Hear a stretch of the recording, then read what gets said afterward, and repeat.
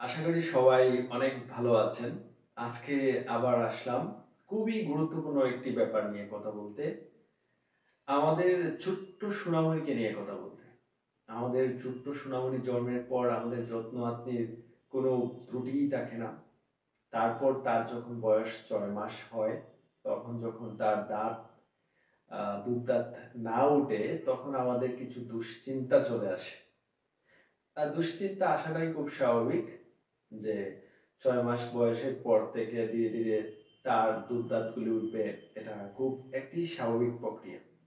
কিন্তু অনেক ক্ষেত্রেই দেখা যায় যে তাদের দুধ দাঁতটা উঠতে অনেক দেরি হচ্ছে। এর জন্য আসলে আমাদেরকে তার কারণটা খুঁজে বের করতে হবে। দেখতে হবে কি কারণে তার দুধ দাঁত আসতে দেরি হচ্ছে। আমরা জানি যে শিশু যখন আমাদের পেটের ভিতর তৈরি হয়, তার যখন ৬ সপ্তাহ বয়স, তখনই আমাদের দুধ দাঁতের কুড়িগুলা তৈরি হতে শুরু করে। জন্মের পর স্বাভাবিকভাবে ৬ মাস বয়সে তার দুধ দাঁত উঠবে, কিন্তু এটা সামান্য ৮ পিচ হতে পারে। এতে কোনো সমস্যা নেই। কিন্তু দেখা গেল যে অনেকের ১০ মাস হয়ে গেল, ১২ মাস হয়ে গেল দুধ দাঁত উঠছে না। তখন আসলে এটা খুবই দুশ্চিন্তার কারণ। কারণ দুধ দাঁত যদি না আসে, তাহলে আমাদের যে স্থায়ী দাঁত, সেই স্থায়ী দাঁতগুলা আঁকাবাঁকা হতে পারে বা স্থায়ী দাঁত আসতেও সমস্যা হতে পারে। এর জন্য আমাদের মুখের মধ্যে ২০ টি দুধ দাঁতের গুরুত্ব খুবই বেশি। আবার এই দুধ দাঁতগুলা যদি ঠিক সময়ে না আসে, তাহলে শিশু কিন্তু চিবিয়ে কিছু খেতে পারে না। তাহলে সে পুষ্টিও পাচ্ছে না। ৬ মাস বয়স পর্যন্ত কিন্তু সে বুকের দুধ খাচ্ছে। তারপর থেকে স্বাভাবিক অন্যান্য খাবারগুলা খাবে।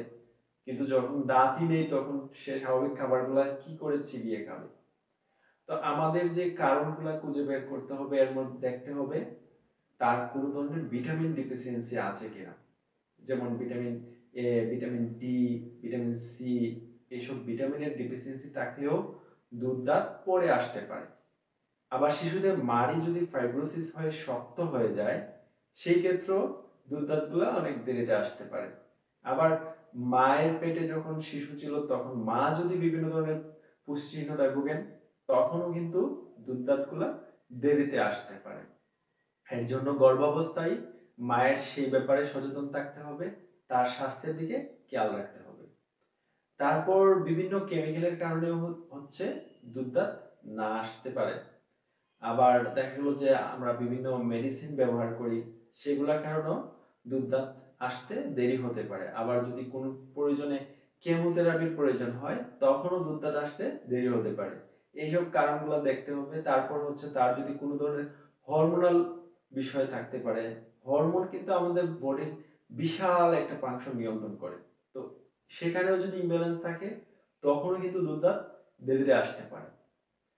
এই যে কারণগুলা, অনেকগুলা কারণ আমাদেরকে দেখতে হবে যে এইসব বিষয়ের মধ্য দিয়ে গেলে দুধ দাঁত দেরিতে আসতে পারে। দুধ দাঁত দেরিতে আসলে অবশ্যই চিকিৎসকের পরামর্শ নিতে হবে। কারণ চিকিৎসকের পরামর্শ নিলে এর সমাধান পাওয়া যাবে। সঠিক চিকিৎসায় আপনার শিশুর সুন্দর হাসি ফিরে আসুক, এই কামনায় এখানেই শেষ করছি। ভালো থাকবেন। আবার দেখা হবে। আপনাদের কোনো স্বাস্থ্যগত প্রশ্ন থাকলে আমাদেরকে কমেন্টের মাধ্যমে জিজ্ঞেস করতে পারেন। আমরা উত্তর দেওয়ার চেষ্টা করব।